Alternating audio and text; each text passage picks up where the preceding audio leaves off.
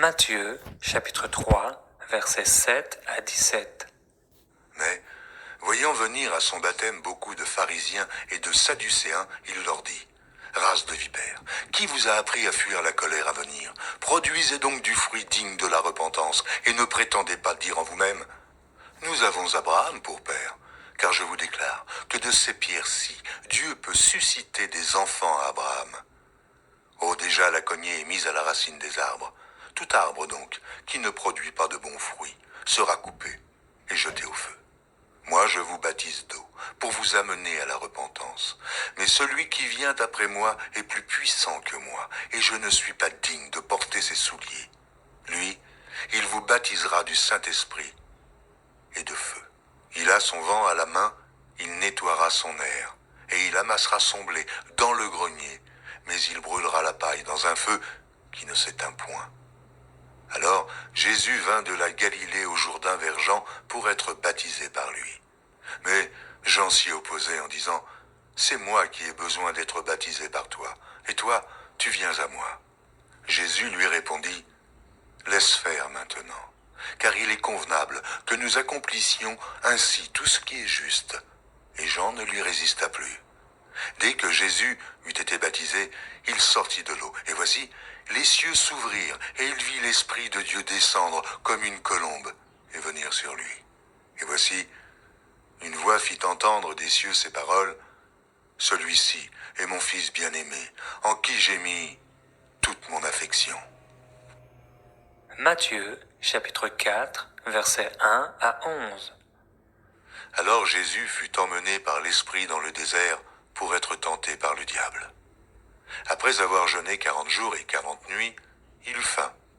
Le tentateur s'étant approché lui dit, « Si tu es le Fils de Dieu, ordonne que ces pierres deviennent des pains. » Jésus répondit, « Il est écrit, l'homme ne vivra pas de pain seulement, mais de toute parole qui sort de la bouche de Dieu. » Le diable le transporta dans la ville sainte, le plaça sur le haut du temple et lui dit, « Si tu es le Fils de Dieu, jette-toi en bas, car il est écrit, il donnera des ordres à des anges à ton sujet, et ils te porteront sur les mains, de peur que ton pied ne heurte contre une pierre. » Jésus lui dit, « Il est aussi écrit, tu ne tenteras point le Seigneur ton Dieu. » Le diable le transporta encore sur une montagne très élevée, lui montra tous les royaumes du monde et leur gloire, et lui dit, « Je te donnerai toutes ces choses, si tu te prosternes et si tu m'adores. » Jésus lui dit, « Retire-toi, Satan, car il est écrit, tu adoreras le Seigneur ton Dieu,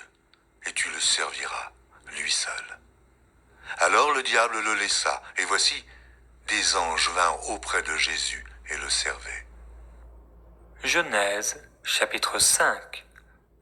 Voici le livre de la postérité d'Adam. Lorsque Dieu créa l'homme, il le fit à la ressemblance de Dieu.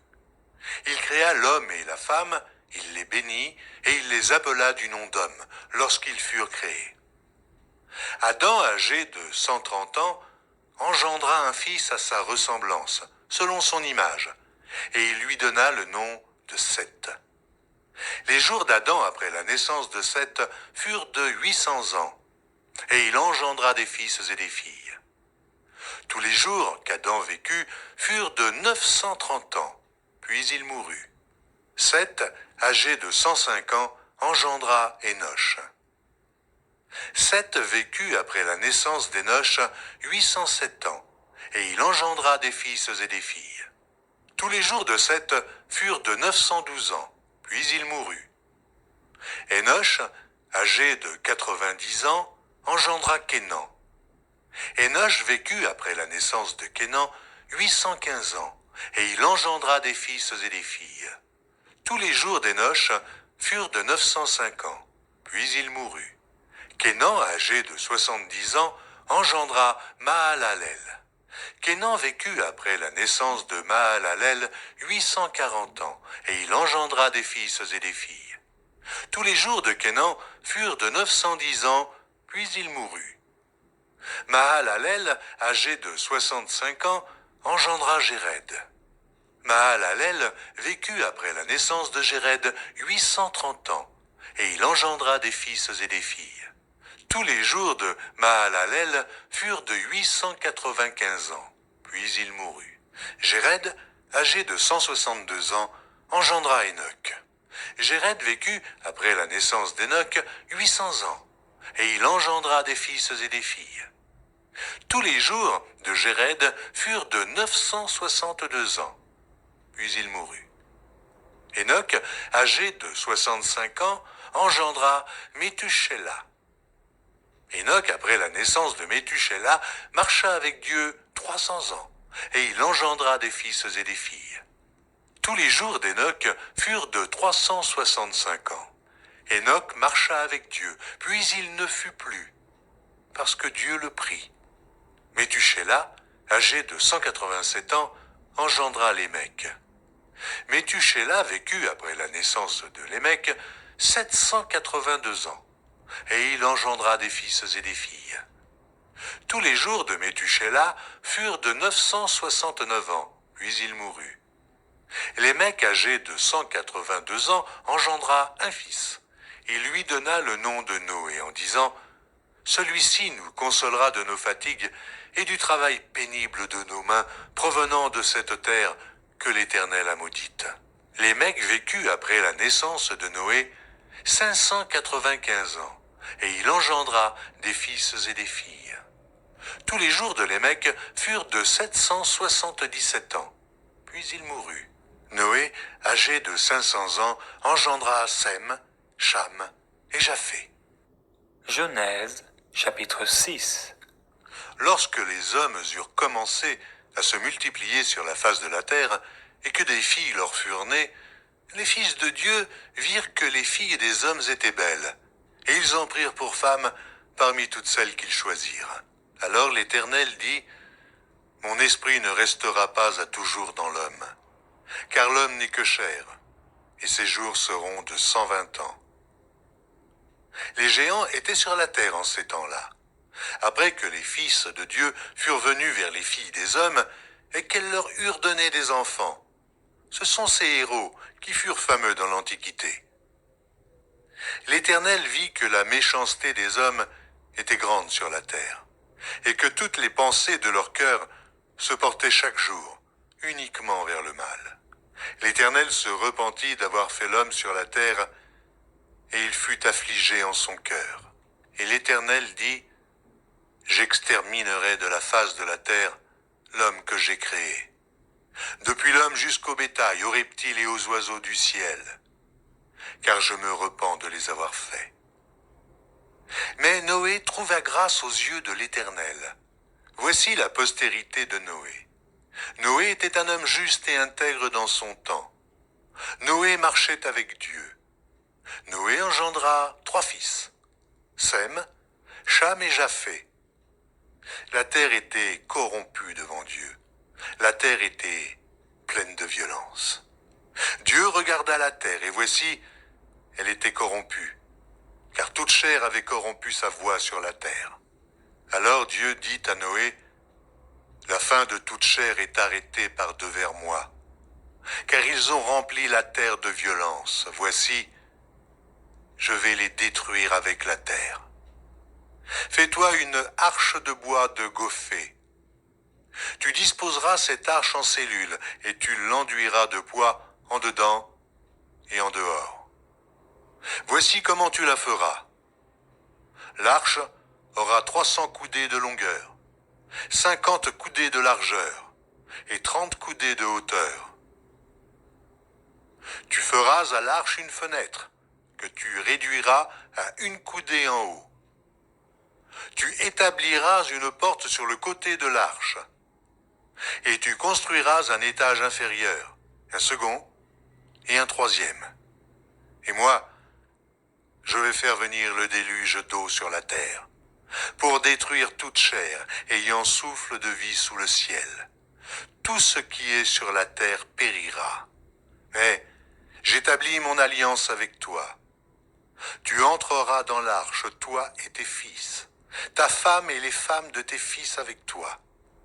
De tout ce qui vit, de toute chair, tu feras entrer dans l'arche 2 de chaque espèce, pour les conserver en vie avec toi. Il y aura un mâle et une femelle. Des oiseaux selon leur espèce, du bétail selon son espèce, et de tous les reptiles de la terre selon leur espèce. 2 de chaque espèce viendront vers toi, pour que tu leur conserves la vie. Et toi, prends de tous les aliments que l'on mange, et fais-en une provision auprès de toi, afin qu'ils te servent de nourriture ainsi qu'à eux. C'est ce que fit Noé. Il exécuta tout ce que Dieu lui avait ordonné. Genèse chapitre 7. L'Éternel dit à Noé, « Entre dans l'arche, toi et toute ta maison, car je t'ai vu juste devant moi parmi cette génération. Tu prendras auprès de toi 7 couples de tous les animaux purs, le mâle et sa femelle, une paire des animaux qui ne sont pas purs, le mâle et sa femelle, 7 couples aussi des oiseaux du ciel, mâles et femelles, afin de conserver leur race en vie sur la face de toute la terre.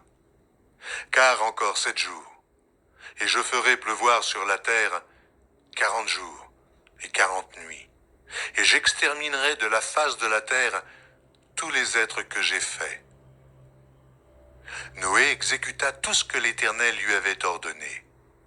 Noé avait 600 ans lorsque le déluge d'eau fut sur la terre. Et Noé entra dans l'arche avec ses fils, sa femme et les femmes de ses fils pour échapper aux eaux du déluge. D'entre les animaux purs et les animaux qui ne sont pas purs, les oiseaux et tout ce qui se meut sur la terre, il entra dans l'arche auprès de Noé 2 à 2, un mâle et une femelle, comme Dieu l'avait ordonné à Noé. 7 jours après, les eaux du déluge furent sur la terre.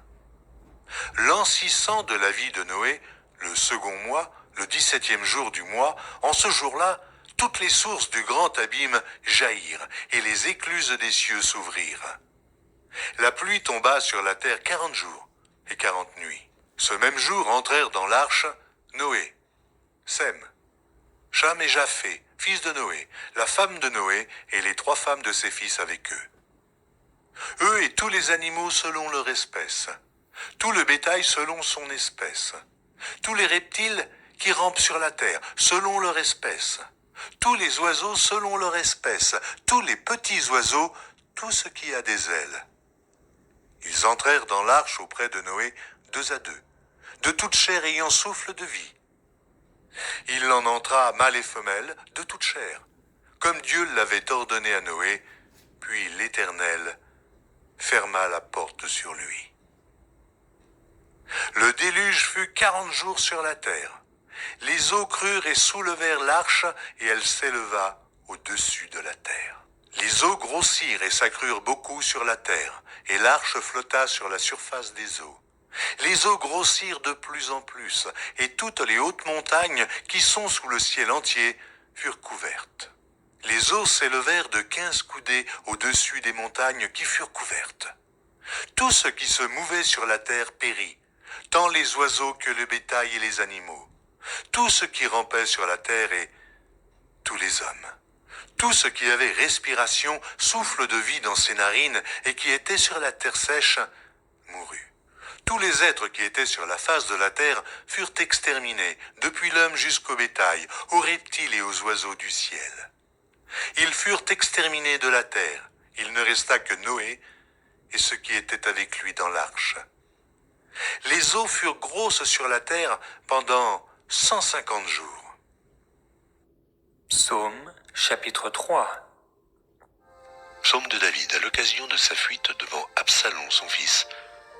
Ô Éternel, que mes ennemis sont nombreux, quelle multitude se lève contre moi. Combien qui disent à mon sujet, plus de salut pour lui auprès de Dieu. Mais toi, ô Éternel, tu es mon bouclier, tu es ma gloire, et tu relèves ma tête.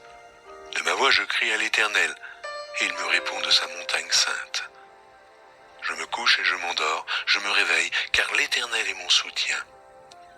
Je ne crains pas les myriades de peuples qui m'assiègent de toutes parts. Lève-toi, Éternel, sauve-moi, mon Dieu, car tu frappes à la joue de tous mes ennemis, tu brises les dents des méchants. Le salut est auprès de l'Éternel, que ta bénédiction soit sur ton peuple. Proverbe, chapitre 1, versets 10 à 19. Mon fils, si des pécheurs veulent te séduire, ne te laisse pas gagner. S'ils disent viens avec nous, dressons des embûches, versons du sang, tendons des pièges à celui qui se repose en vain sur son innocence. Engloutissons-les tous vifs comme le séjour des morts, et tout entiers comme ceux qui descendent dans la fosse. Nous trouverons toutes sortes de biens précieux, nous remplirons de butin nos maisons. Tu auras ta part avec nous. Il n'y aura qu'une bourse pour nous tous. Mon fils, ne te mets pas en chemin avec eux, détourne ton pied de leur sentier, car leurs pieds courent au mal, et ils ont hâte de répandre le sang. Mais en vain jette-t-on le filet devant les yeux de tout ce qui a des ailes. Et eux, c'est contre leur propre sang qu'ils dressent des embûches. C'est à leur âme qu'ils tendent des pièges. Ainsi arrive-t-il à tout homme avide de gain. La cupidité cause la perte de ceux qui s'y livrent. C'est ça.